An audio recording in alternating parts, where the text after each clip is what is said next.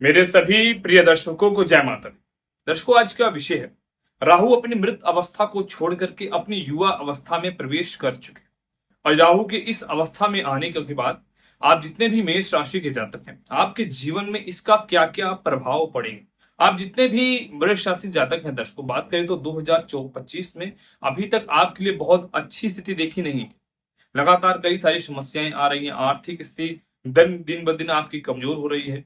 मानसिक रूप से बहुत ज्यादा परेशान हो रहे हैं आप, और कोई भी आपके विशेष रूप से जिस कार्य में आप बहुत ज्यादा मेहनत करते हैं वो कार्य आपके पूर्ण नहीं होते, लास्ट में जाकर के खराब हो जाते हैं। तो दर्शकों, आज हम इसी बेस पर बात करेंगे कि राहु का प्रभाव आपकी राशि पर कैसा रहेगा। साथ ही साथ दर्शकों, अगर आप हमारे चैनल पर पहली बार आए तो आप हमारे चैनल श्री राम को जरूर से जरूर सब्सक्राइब करें और साथ ही साथ बेल आइकन जरूर दबाएं। दर्शकों, आप और वीडियो के लास्ट में आपको एक सटीक उपाय भी बताऊंगा जिसको करने से आप जितने भी मेष राशि जातक हैं आपके लिए बहुत अच्छा हो। दर्शकों, हम सबसे पहले समझते हैं आपके राशि चक्र के इनकम के स्थान पर, लाभ स्थान पर राहु कुंभ राशि पर गोचर किए थे 18 मई 2025 को। ठीक है, इसके बाद से ही राहु से क्षण से ही राहु अपने मृत अवस्था में थे, लेकिन अभी 4 सितंबर 2025 को अपने राहु युवा अवस्था में प्रवेश कर चुके हैं। और राहु के युवा अवस्था में प्रवेश करने के पश्चात भी कम से कम 10 दिन के बाद से इसका प्रभाव चालू होता है, तुरंत नहीं होता। कम से कम 10 दिन का टाइम लगता है, उसके बाद से इसके जीवन में राहु का प्रभाव चालू होता है। तो लगभग आपके जीवन में लगभग समझिए आप 15-16 तारीख के बाद से इसका प्रभाव प्रारंभ हो जाएगा। अब इसका प्रभाव क्या होगा, सबसे बड़ी चीज समझिए। राहु कहां पर है आपके राशि चक्र के लाभ स्थान पर, कुंभ राशि पर। कुंभ राशि के स्वामी कौन होते हैं? शनि होते हैं। शनि और राहु आपस में बड़े मित्र ग्रह होते हैं दर्शकों। जब आपस में दोनों मित्र ग्रह एक राशि पर, राहु उसी अपने मित्र की राशि पर विराजमान होंगे और अपनी मृत अवस्था से युवा अवस्था में आ जाए। और कोई भी हो, अगर आप भी युवा अवस्था में है तो एक वृद्ध अवस्था के लोग से ज्यादा आप अच्छी काम करेंगे। इसी प्रकार राहु भी अपना प्रभाव आपके राशि पर जरूर दिखाए। और सबसे अच्छी बात दर्शकों है कि राहु आपकी राशि चक्र के इनकम के स्थान पे बैठे हैं और अपने मित्र राशि पर। यहाँ पर सबसे अच्छी चीज राहु ये करेंगे कि आपका इनकम बढ़ाएंगे। इनकम कैसा? इनकम धन से संबंधित इनकम, जॉब से, बिजनेस से, शिक्षा से, संतान से, लव लाइफ से, मतलब जीवन में जिस किसी चीज की आशा होती है किसी को, उस चीज को हम लाभ कहते हैं ना। इस चीज में हमें लाभ की प्राप्ति हुई, जिनसे अच्छा लाभ हो, व्यवहार में लाभ प्राप्त हो, मान सम्मान में लाभ प्राप्त हो, तो ये केन प्रकारेण यश क्रियांतिका, आपको लाभ प्राप्त हो। इससे लाभ स्थान को राहु मजबूत करे। और यहाँ पर दर्शकों एक चीज ये देखी गई है, मैं तो बता रहा हूँ, लेकिन कई सारे लोगों के जीवन में लगातार समस्या फिर भी चल रही है। तो भैया, गोचर में राहु की स्थिति ठीक हो रही है, लेकिन अगर आपकी जन्म कुंडली में राहु की स्थिति ठीक नहीं है तो इसके लिए आपको अपनी जन्म कुंडली का एक बार विश्लेषण जरूर से जरूर कराना चाहिए। अगर आप अपनी कुंडली को विश्लेषण कराएंगे तो आपको समझ में आएगा कि किस वजह से आपके जीवन में समस्याएं चल रही है, और उसे इसका निवारण करने से आपके जीवन से वो समस्या निश्चित रूप से समाप्त हो। मूल कारण दर्शकों यही है, समझना पड़ेगा। और सबसे बड़ी चीज मैं ये कहता हूं हमेशा, अगर आपके पास कंफर्म डेट ऑफ बर्थ, जन्म का टाइम आपके पास नहीं आपको पता, तो आप हमें अपने दोनों हाथ की हस्तरेखा की फोटो भेज करके अपने बारे में सटीक विश्लेषण ले सकते हैं। देखिए, सुनने से, कहने से किसी को कुछ फर्क नहीं पड़ता। विशेष दिक्कत यह है कि आपको समस्या है। अगर आपको समस्याएं हो रही हैं और लगातार आप राशि सुन भी रहे और फिर भी आपके जीवन में कोई बदलाव नहीं हो रहा है, तो प्लीज मैं हाथ जोड़ के आपसे निवेदन करूंगा कि आप लोग जरूर से जरूर एक बार अपनी कुंडली का या हस्तरेखा का विश्लेषण कराएं, जिससे कि पता लगे कि आपके जीवन में किस ग्रहों के द्वारा समस्याएं चल रही है और उसका निवारण। तो दोस्तों, हम अपने फिर मूल विषय पर आते हैं। ये विषय ये है कि अब राहु आपके इनकम के स्थान पर अपनी युवावस्था में प्रवेश कर चुके हैं। आपके नाना प्रकार से आपको कई जगह से आपको लाभ की प्राप्ति राहु के द्वारा होगी।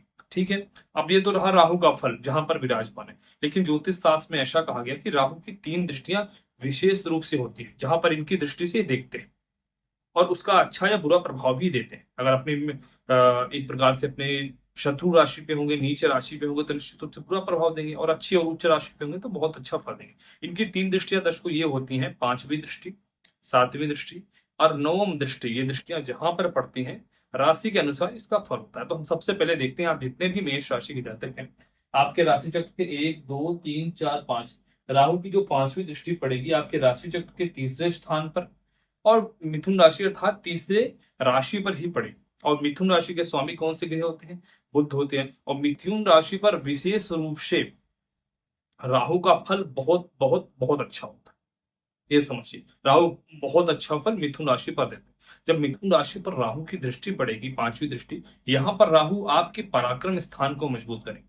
सबसे बड़ी चीज क्या होती है दर्शकों, हमारे मन में तो कई सारी चीजें होती है कि यार ये कार्य को कर लें, इस कार्य को कर लें, लेकिन हम एक कदम बढ़ा नहीं पाते। इसी वजह से हम आप मेष राशि वाले ज्यादातर लोग, कुछ लोग पीछे रह जाते हैं। ऐसा नहीं है, मेष राशि वाले बहुत एक प्रकार से योग कारक होते हैं और अपना काम बड़े अच्छे ढंग से करते हैं, काम करते हैं। लेकिन कुछ लोगों की युति ये होती है, वो सोचते बहुत ज्यादा है कि जमीन स्तर पर वो कार्य नहीं कर पाते। तो राहु का जो प्रभाव होगा आपके पराक्रम स्थान पर पड़ेगा।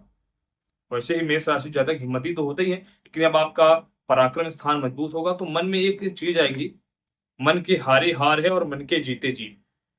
यहाँ पर आपके लिए कई गुना ये आपको बल देगी। जब इस प्रकार में श्रेणी में आएंगे तो आप किसी भी कार्य से पीछे नहीं हटेंगे, फिर आप एक हर एक कार्य को पूर्ण रूप से करेंगे ही करेंगे। इसी के साथ उसको एक बहुत अच्छा संयोग ये बन रहा है कि राहु की जो पांचवी दृष्टि आपके पराक्रम स्थान पर पड़ेगी, तो यहाँ पर आपके भाई बहन बंधु से जिनसे भी आपका रिलेशन पूर्णतः समाप्त हो चुका है, बड़ा ही मन मुटाव है, मतलब ऐसे मन में योग है कि मैं इससे कभी बात भी नहीं करूंगा, तो ऐसे सिचुएशन समाप्त होंगे और अपने आप भाई बंधु आपके ही हैं, उनसे आप फिर से आपका संबंध अच्छे से चालू होगा और प्रेम से आप रहेंगे। आपके घर में कुछ मांगलिक कार्यक्रम या पितृ कार्यक्रम होंगे जिससे कि आप लोग बहुत ही खुश होंगे। ठीक है, अब यहाँ पर तो पांचवी दृष्टि का प्रभाव पड़ा। अब हम देखते हैं सात दृष्टि का क्या प्रभाव जितने भी मेष राशि जातक हैं आपके जीवन में पड़ेगा। सबसे दर्शकों देखते हैं, पांचवी दृष्टि यहाँ पर राहु की पड़ रही है, छठी और सातवीं। राहु की सातवीं दृष्टि आपके राशि चक्र के सिंह राशि पर त्रिकोण स्थान पर पड़ रहा है।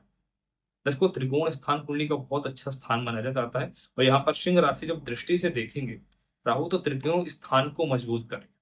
त्रिकोण स्थान क्या मजबूत होगा, जितने भी आप मेष राशि जातक हैं या आपका बच्चा कहीं पर पढ़ाई कर रहा है, कंपटीशन एग्जाम की तैयारी कर रहे हैं, आप विद्यार्थी ही हैं, आप कंपटीशन एग्जाम की तैयारी कर रहे हैं और पिछले कई सालों के साथ आपके साथ यही हो रहा है कि कुछ नंबर से आप अपने लक्ष्य को प्राप्त नहीं कर पा रहे, यहाँ पर राहु आपको बड़ा मदद करेंगे। वैसे वैसे लोग, काफी लोग राहु का नाम सुनने से डर ही जाते हैं, लेकिन डरने की कोई आवश्यकता नहीं है। राहु आपको मदद करेंगे, आपका जो योग नहीं हो रहा है होने वाला, वो योग होगा, आपको बड़ी सफलता की प्राप्ति होगी। साथ ही साथ पंचम स्थान संतान का स्थान होता है, तो संतान से संबंधित भी आपको बहुत अच्छा फल मिलेगा। संतान, अगर कुछ लोग फैमिली प्लानिंग के लिए सोच रहे हैं तो 15 सितंबर के बाद आप फैमिली प्लानिंग की योग बनाएं, ये बहुत अच्छा रहेगा। साथ ही साथ अगर आपका संतान है, उसका पढ़ाई में बहुत अच्छा मन लगेगा, उसके कारण आप सम्मानित भी होंगे, बच्चा आपका नाम रोशन करेगा। साथ ही साथ जितने भी आप मेष राशि जातक हैं, अगर आपके लव लाइफ में किसी भी प्रकार की कुछ समस्याएं हो रही हो तो धीरे धीरे समाप्त होंगी। थोड़ा सा एक चीज मन में लाइए, छोटी छोटी बात को अपने लव लाइफ में और मैरिड लाइफ में दोनों में इग्नोर करना सीखते हैं तो आपकी मैरिड लाइफ और लव लाइफ बहुत अच्छी है। और एक विशेष चीज कहना चाहता हूँ, जितने भी आप मेष राशि जातक हैं, जो युवावस्था में भी प्रवेश कर रहे हैं या जिस भी अवस्था में है, तो आपकी जो किसी नई स्त्री या पुरुष के आने के संयोग भी बन रहे हैं। ठीक है, क्योंकि राहु बंधन ग्रह होते हैं, राहु हमें किसी न किसी के बंधन में बांधते हैं, बंधन में होने के बावजूद भी कभी कभी बांध देते हैं। ठीक है, तो ये संयोग दिख रहा है। इसके बाद दर्शकों देखते हैं, राहु की जो नवम दृष्टि पड़ेगी कहां पर पड़ेगी, सातवीं, यहाँ पर आठवीं नौवीं। राहु की नवीं दृष्टि तुला राशि पर और आपके सप्तम स्थान पर। सप्तम स्थान मैरिड लाइफ का स्थान होता है और इस स्थान पर जब राहु की दृष्टि पड़ेगी तो सबसे बड़ी चीज ये करेगी वृश्चिक राशि पर, जितने भी आप वृश्चिक राशि के जितने भी आप मेष राशि के जातक हैं, आपके वृश्चिक राशि पर जैसे ही राहु की दृष्टि पड़ेगी तो सप्तम स्थान से सबसे बड़ी चीज आपके मैरिड लाइफ से संबंधित जो समस्याएं हैं वह धीरे धीरे समाप्त करेंगे राहु। साथ ही साथ पति पत्नी में बहुत अच्छा रिलेशन होगा, प्रेम होगा, और जो आपके बीच में लगभग स्थिति ये हो गई है कि आपका डिवोर्स की स्थिति भी होगी तो वो समाप्त होगा। और विशेष रूप से ये कहना चाहता हूँ, आप जितने भी मेष राशि के जातक हैं, आप स्त्री हैं, पुरुष हैं और आपका विवाह अभी नहीं हो पा रहा है और काफी दिनों से आप मेहनत भी कर रहे हैं, मतलब रिश्ते के लिए, रिश्ते की बात बनती है लेकिन लास्ट में टूट जाती है, तो आपका विवाह का संयोग बहुत अच्छा हो। राहु की बंधन ग्रह होते तो आपको बंधन में बांधते हैं, तो निश्चित रूप से आपका विवाह अतिशीघ्र रिश्ता पक्का होगा। विवाह भी भोलेनाथ के आशीर्वाद से जल्दी हो जाएगा। तो दर्शकों सबसे बड़ी बात यह है कि राहु का जो प्रभाव है अपनी युवावस्था में आने के बाद विशेष रूप से मेष राशि जिनमें कुछ बहुत ही बड़ा करेंगे, ध्यान दीजिएगा। लेकिन जैसा कि मैंने बोला था, अपनी कुंडली का विश्लेषण एक बार आप जरूर कराएंगे तो इससे जो समस्याएं हैं उसका पूर्ण रूप से आपको समाधान प्राप्त है। साथ ही साथ दर्शकों आपको उपाय क्या करना चाहिए, आप जितने भी मेष राशि के जातक हैं, आपको सबसे पहले तो भगवान सूर्य को प्रतिदिन जल देना चाहिए। साथ ही साथ प्रतिदिन हनुमान चालीसा का पाठ तो आप जरूर से जरूर करें मेष राशि जातक, और विशेष रूप से मंगलवार के दिन हनुमान जी का सुंदर कांड का पाठ अगर करते हैं तो आपकी जो भी समस्या आपके जीवन में चल रही है समस्त समस्याएं दूर होंगी। और कई लोग तो बहुत ज्यादा परेशान है, कोई काम नहीं है, कुछ भी नहीं हो रहा है, तो आप प्रतिदिन सुंदर कांड का पाठ करें। आपके लिए बहुत ही संजीवनी का काम करेगा सुंदरकांड, और आपकी समस्त समस्याएं पूर्णतः समाप्त हो जाए। तो इस उपाय को आप जरूर करें। साथ ही साथ दर्शकों, आपको उपाय के तौर पे ये मैंने बहुत सटीक चीजें बताई, और इस वीडियो में मैंने बहुत मेहनत किया है, तो प्लीज आप इस वीडियो को एक लाइक जरूर से जरूर करें, और कमेंट बॉक्स में जरूर बताएं कि आपको हमारी वीडियो कैसी लगी। कमेंट बॉक्स में हर हर महादेव अपने इष्ट भगवान का नाम अवश्य लिखें आप। साथ ही साथ दर्शकों, मैं भगवान भोलेनाथ से प्रार्थना करूंगा मेरे जितने भी व्यूवर्स मेरे इस वीडियो को देख रहे हैं, आप सबकी सभी मनोकामना पूरी हो और आप लोग सदा सुखी हो। सभी दर्शकों को जय माता दी, हर हर महादेव।